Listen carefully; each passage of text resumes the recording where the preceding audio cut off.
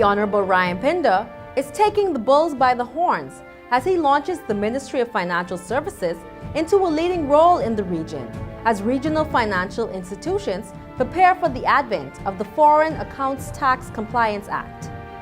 The Honorable Fred Mitchell reminds the Chamber of Commerce that the policy of the Christie administration is Bahamians first.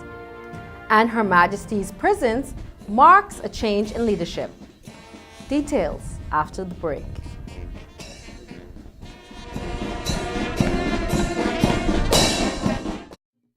This is Lloyd and Lisa Jones. This is their beautiful home. Everything is in its place.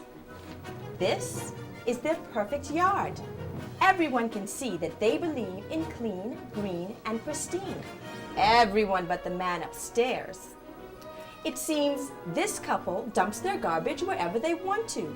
So, what's the moral of the story? Don't litter!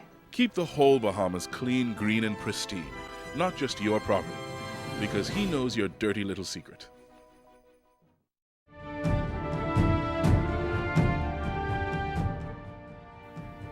Welcome to Your Government in Action. I'm your host, Joy Roger. Many FATCA conferences have been hosted here in the Bahamas, but it is believed that the recent conference hosted here by the Ministry of Financial Services and the Bahamas Association of Compliance Officers at the British Colonial Hilton was the first of its kind in the region. This is especially so for the regional financial services industry, where the United States government's technical experts engage not only the private sector here in the Bahamas and those of the region, but also on a multilateral and later a bilateral basis with representatives from the regional country governments and regulators. This, according to the Minister of Financial Services, the Honorable Ryan Pinder, as he addressed the opening ceremony of the conference. As we know, FATCA was signed into U.S. law in 2010 through the U.S. Hiring Incentives and Restore Employment Act, and has the effect of designated financial institutions around the world which receive U.S. payments or deal with U.S. clients as foreign financial institutions, or we have heard throughout the months of our symposiums, FFIs. Under FATCA, FFIs are required to register with the United States Internal Revenue Service and to report certain account information to the IRS with respect to persons considered U.S. persons for tax purposes. Failure to report this information either directly to the IRS or through a relevant government agency can result in a 30% withholding applied to the institution payments from United States sources. Some say FATCA might be the most significant international matter facing the international financial services industry today. Here in the Bahamas, we have hosted numerous FATCA conferences, some sponsored and organized through the Ministry of Financial Services, many organized through the Bahamas Financial Services Board, and some even organized through the Eugene DePuch Law School and other institutions. At each event, you could sense a mood of intimidation and a sense of being overwhelmed by the private sector.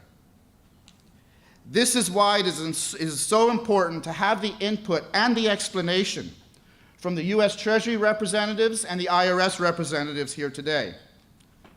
We will ensure that all opportunity is given to provide the education and information to the Bahamian and regional public in this regard.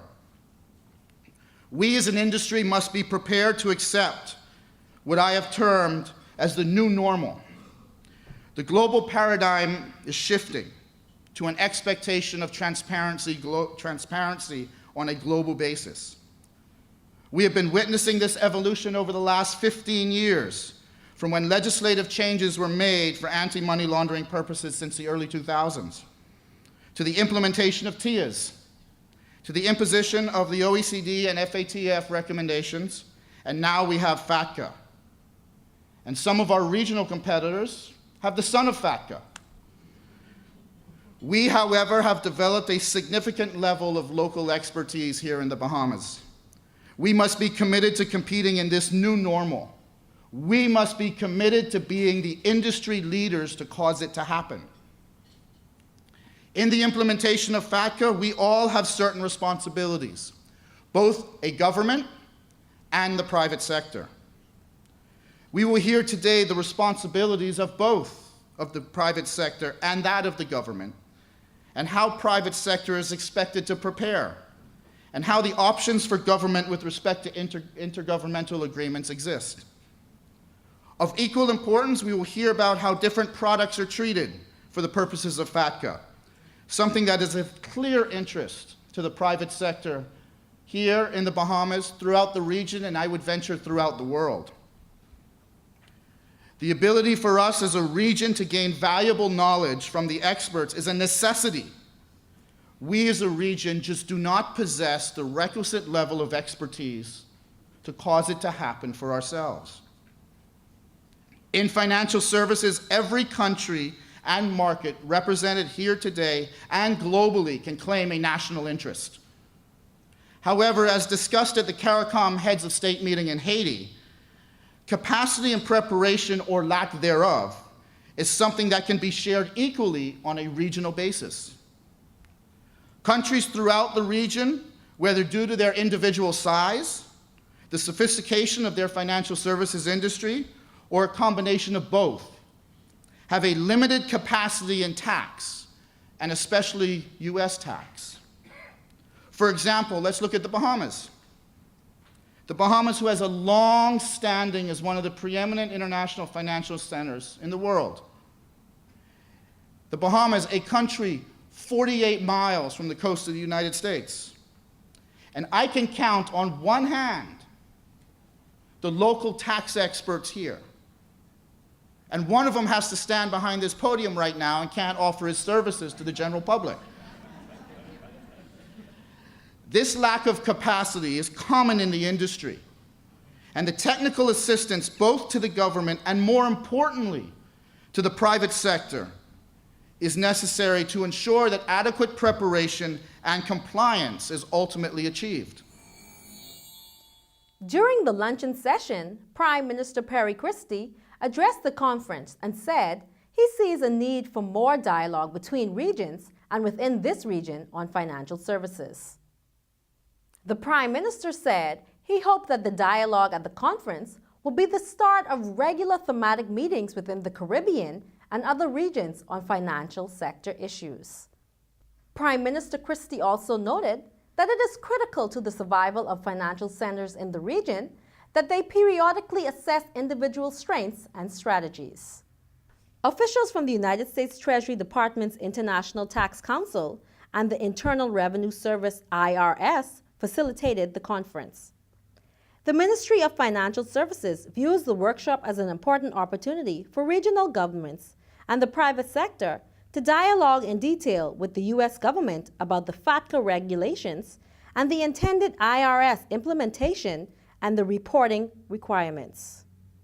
Your Government in Actions team member, DeSanti Benaby, Communications Ambassador for the Ministry of Financial Services, spoke with the newly appointed Director of Financial Services, Ms. Nicola Virgil Rule, to get an overview of exactly why the FATCA conference and its inclusion of the American officials was so important.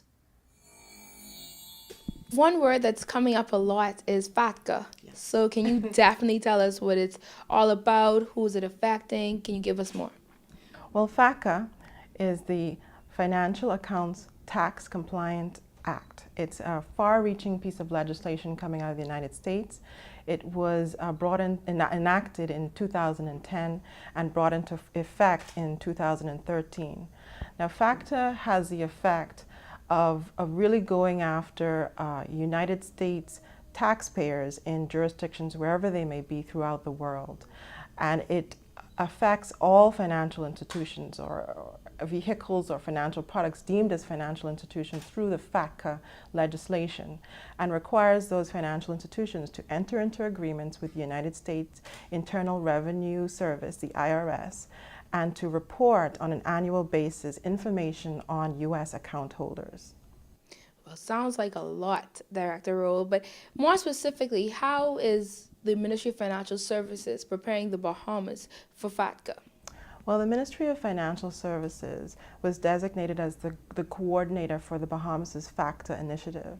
And so what we do really is we serve as a coordinating body, bringing together the Attorney General's Office, the Ministry of Finance, and the Financial Services regulator in order to talk about FATCA.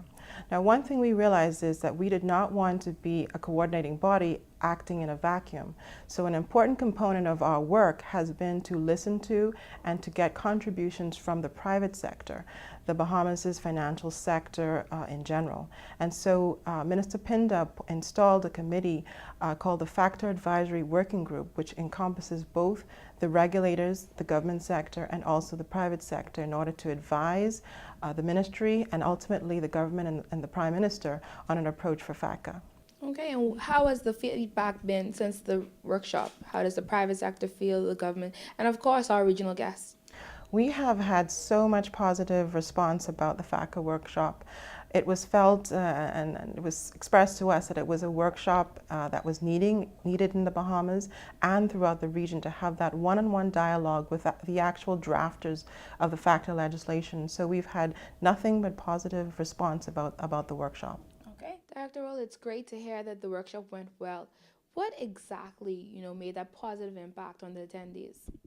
Well, I think one-on-one dialogue is always very positive. And certainly before the workshop, the IRS can be a very intimidating body. And perhaps I think one of the most positive aspects that came out of that was that we had the opportunity to discuss, to see where there was issues that could be easily addressed, to have a better understanding of our industries and IRS concerns. And then also, I think, to make adjustments where necessary. And so I think that through those discussions, we were able to come to a more common ground. And so that would have given our private sector certainly a lot of comfort.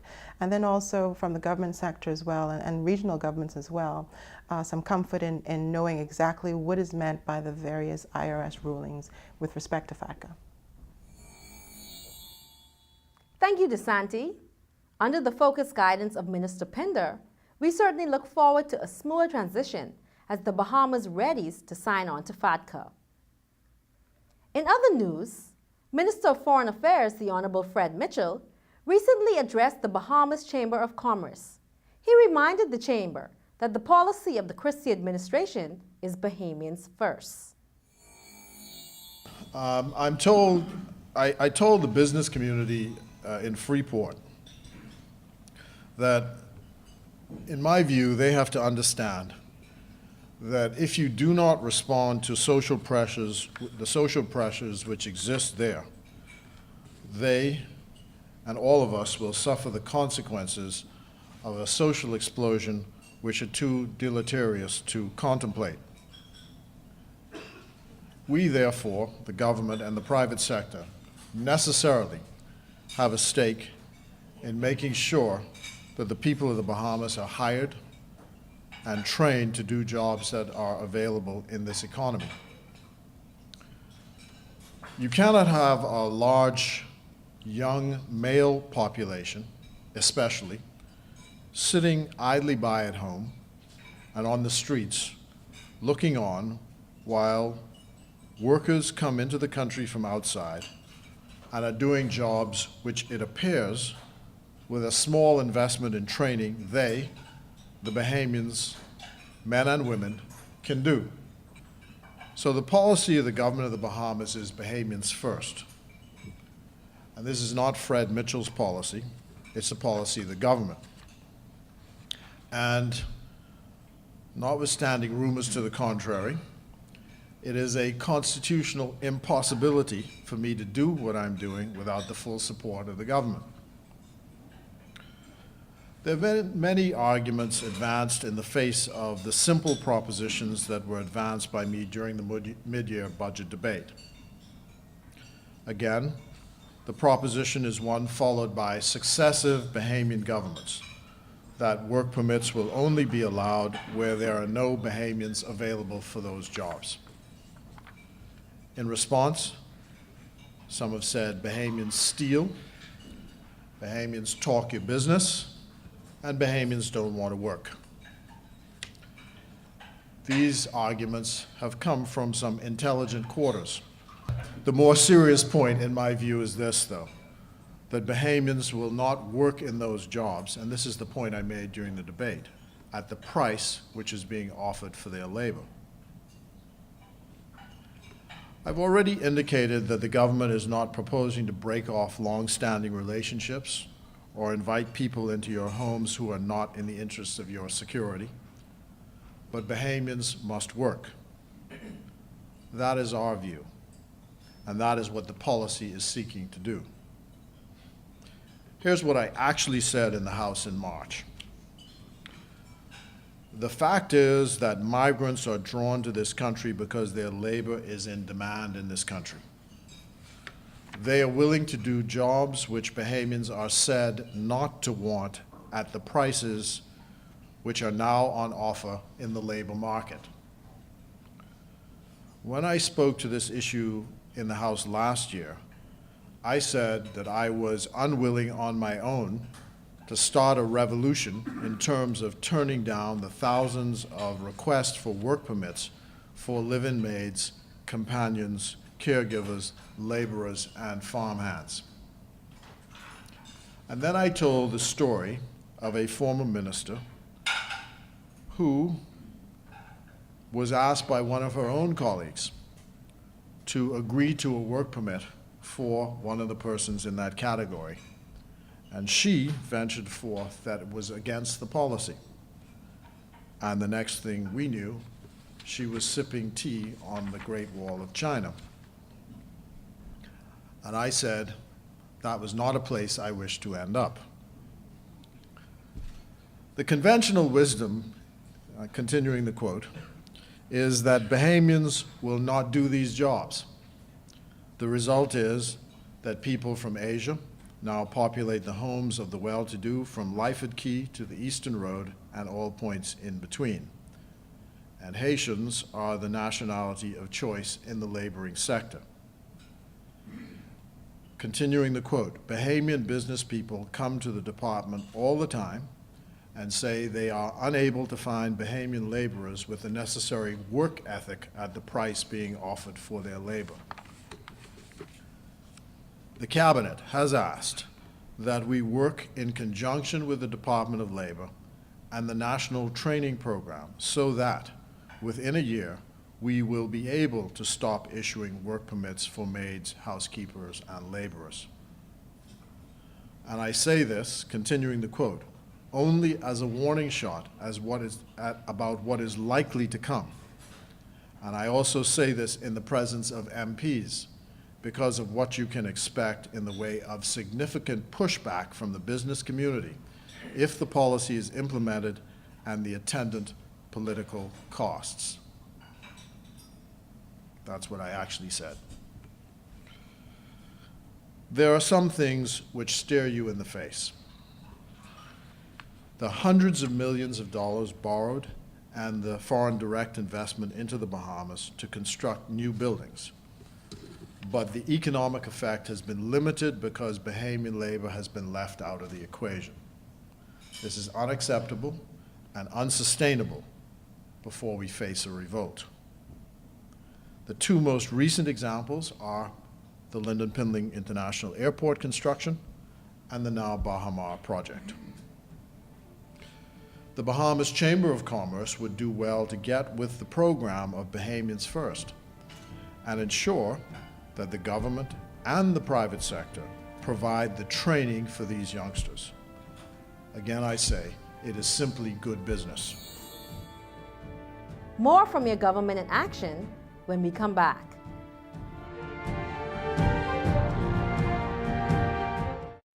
We Bahamians are a proud set of people. When you see us out and about, we're dressed up and looking good. Hair done up, clothes nicely pressed, the finest colognes and perfumes, shoes freshly polished, and of course the ride is spotless. But what about our country? Where's the pride? So much garbage strewn around our islands, and we don't even give it a second thought. Shouldn't the pride we take in ourselves also translate into pride for our beautiful country? Come on, Bahamians. Let's keep our islands clean, green, and pristine.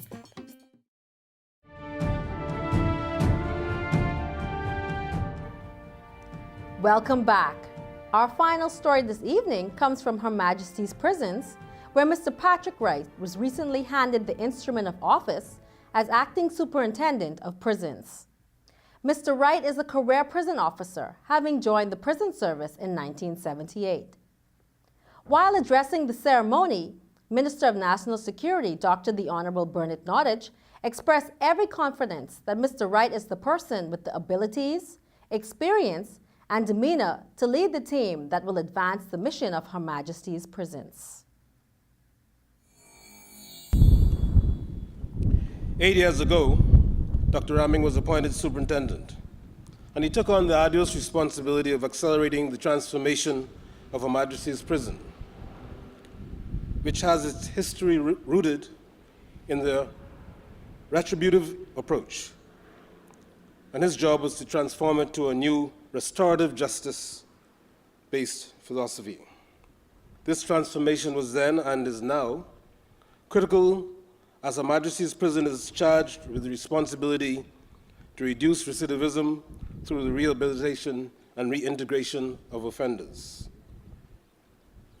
The steady progress in the transformative initiative of the prison has not been easy, as it represents a fundamental paradigm shift for many of its stakeholders. Yet, if the vision is to be achieved, we have no choice but to press on. Dr. Raming has provided visionary leadership and unselfish service. His task has been difficult, but he rose to the challenge and served our country well. And for this, we will be forever grateful. The prison records will reflect that upon assuming the leadership, he sought immediately to raise the bar in correctional management. And I take this opportunity to thank all members of staff for the strides that the prison is making, has made, and for being engaged in assisting the government in achieving its goals. In virtually every facet of the prison, there have been numerous, noticeable, and innovative improvements that can be attributed to Raming's leadership. The improvements have served to uplift the prison and make it a safe and respectable place to work and to visit. Indeed, Her Majesty's Prison is now sought after as a place of employment. And so Dr. Raming will go down in the history of the prison as being a visionary and progressive leader at this institution. There's a clear need to continue building the human resource capital of the organization and to develop the skills and professionalism of all members of staff. Resources will continue to be allocated for training, for we are absolutely committed to developing and implementing training programs aimed at building the skills, competencies, and capabilities of those who help us deliver at all levels within the prison services. Officers can expect to be exposed to local, regional, and international training opportunities, including workshops and conferences. These opportunities assist in forging links with international correctional counterparts and to internalize international best practices, as well as expose officers to new and emerging techniques. The prison is changing in fundamental ways by placing new emphasis on career-long learning for existing officers, while insisting upon minimum standards of academic preparation for recruits. Efforts are ongoing for an orderly process of succession planning through full in-service scholarships, both at home and abroad. Further, the staff will see the introduction of rank examinations and in-house correctional leadership courses. And so I urge all members of staff to be guided by the desire and the need for self-improvement. You must be proactive. You must take advantage of the professional training opportunities that will come your way. I encourage you to use your initiative to improve knowledge in your field, and whenever possible, seek to gain additional academic qualifications which will enable you to deliver a more effective quality of service. Your personal achievements will reflect your commitment to your organization and to our country. In our search for an interim successor to Dr. Raming, I am satisfied that we have found a person with the abilities, experiences, and demeanor to lead a team that will advance the mission of Her Majesty's Prison in the person of Assistant Superintendent Patrick Wright.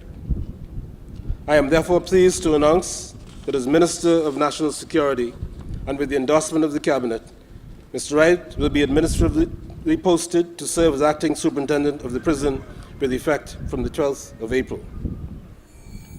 During his remarks, the new acting superintendent thanked his predecessor, Dr. Elliston Raming, who he said served with distinction and added value to everything he touched at the prisons. Mr. Wright also praised the officers and staff of the prisons, commending their dedicated service, sacrifice, and devotion to duty.